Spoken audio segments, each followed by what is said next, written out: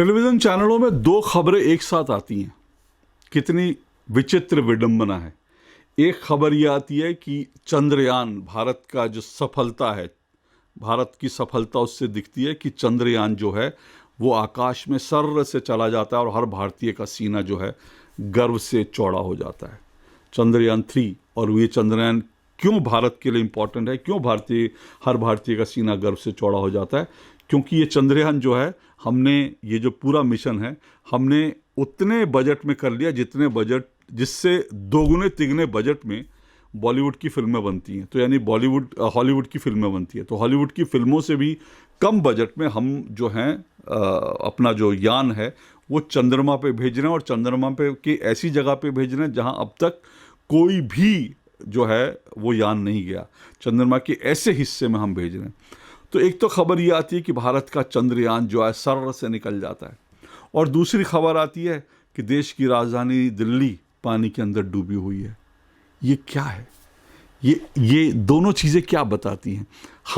हमारे वैज्ञानिक, हमारे पास इतनी प्रतिभा है, हमारे लोग इतने प्रतिभाशाली हैं, हमारे पास टेक्निक्स हैं, हमारे पास लोग हैं, अच्छे वैज्ञानिक हैं, अच्छे इंजीनियर्स हैं। हम हॉलीवुड की फिल्म से कम बजट में अपना चंद्रयान लॉन्च कर सकते हैं, लेकिन हम दिल्ली को डूबने से क्यों नहीं बचा सकते? ये सवाल आज आपके सामने है। इस बात को सोचिए। इसका मतलब है कि दिल्ली आज क्यों डूबी है? क्या दिल्ली में बहुत बारिश हो गई है? नहीं। तो दिल्ली बिना बारिश के, इतनी बारिश के क्यों डूब गई? 40 साल में पहली बार ऐसा हो रहा है कि दिल्ली में आईटीओ, दिल्ली में जो मुख्यमंत्री और राजनिवास जो है, जहां पर दिल्ली के उपराज्यपाल रहते हैं, उनके घर जो हैं दिल्ली के पानी से भरे हुए हैं। दिल्ली के लुटियंस इलाकों में जहां पर कई मंत्रियों के जो हैं घर है वो पानी में डूबे हैं। दिल्ली की जो मंत्री हैं आतिशी, उनका घर जो है पानी में डूबता हुआ दिख रहा है। ये सब ऐसे ऐसे इलाके दिल्ली में डूब रहे हैं। चंदगी राम जो है, उनकी जो पहलवान जहाँ पे ट्रेनिंग लेते हैं, उनकी व्यायामशाला पानी में डूबी हुई है। और दिल्ली जो है, दिल्ली के लाल किला पानी में डूबा है। सबसे बड़ी बात है, लाल किला के आसपास जो है पानी में जिस तरह से लाल किला डूबा है, वो देखकर दहशत भी होती है, डर भी लगता है कि हम किस तरह की दिल्ली में रह रहे हैं। और ये बताया जा रहा है कि 40 साल बाद ऐसा हो रहा है कि लाल किला पानी से डूब गया। 40 साल पहले ऐसा हुआ था। तो 40 साल पहले क्या 40 साल पहले जितनी बारिश आई थी उतनी बारिश आई? ऐसा नहीं है। बारिश 1-2 दिन की बारिश थी। और क्या पीछे से इतना पानी छोड़ा जा रहा है? हर साल पीछे से पानी छोड़ा जाता है, हरियाणा से पानी छोड़ा जाता है, लेकिन इस साल इतनी बारिश क्यों? इस साल दिल्ली क्यों डूब गई? इसका कारण ना तो बारिश है, ना पीछे से छोड़ा जाने वाला पानी है। बड़ी बात क्या है? दिल्ली में पानी के निकलने के जो रास्ते थे वो पूरी तरह से बंद पड़े हैं, वो नहीं खोले गए। उनकी खोलने की स्थिति नहीं है, या वहां पर लोगों ने कब्जा कर लिया है। इसलिए दरअसल आज दिल्ली पानी में डूबी हुई है, और ये समझने की जरूरत है ये क्यों हो रहा है। ये दरअसल दिल्ली की आज जो हालत है वो वोट बैंक की राजनीति के कारण है। कैसे, वो मैं आपको बताता हूं, उसको समझने की कोशिश कीजिए। हर जगह जो है जब बरसात होती है तो पानी आता है। दिल्ली में यमुना हम देखते हैं सूखी रहती है, लेकिन क्या होता है कि जब पानी ज़्यादा आता है तो फिर वही पानी जो है, जब पीछे से पानी ज़्यादा आता है तो वही पानी यमुना से निकल करके सीधा सड़कों पर आ गया और दिल्ली डूब गई।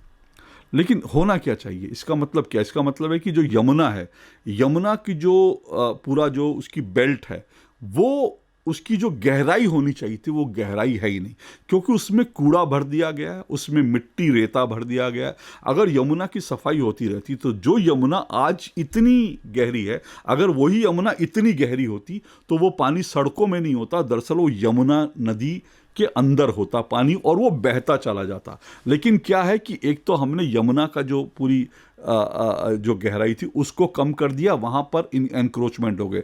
दिल्ली में जगह जगह यमुना के किनारे जो हैं अवैध बस्तियाँ बसी हुई हैं, अवैध झुग्गी बस्तियाँ बसी हुई हैं। और सिर्फ झुग्गी बस्तियाँ नहीं, कई कॉलोनी बस गई हैं। जैतपुर नाम की एक कॉलोनी है, बताया जाता है वहाँ पे करीब करीब 25,000 लोग रहते हैं, और वो पूरा इलाका यमुना की बेल्ट है।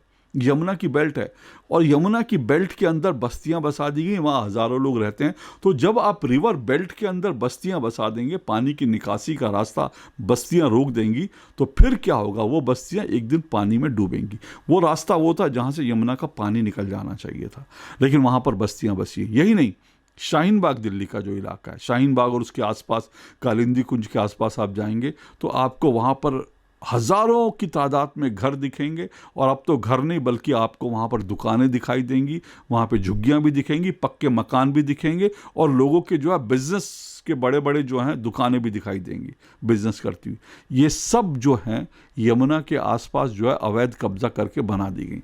अब एक बार कोई अवैध कब्जा कर लेता है तो उसको हटाए कौन, ये बड़ा सवाल है। कोई नहीं हटाना चाहता। क्यों नहीं हटाना चाहता?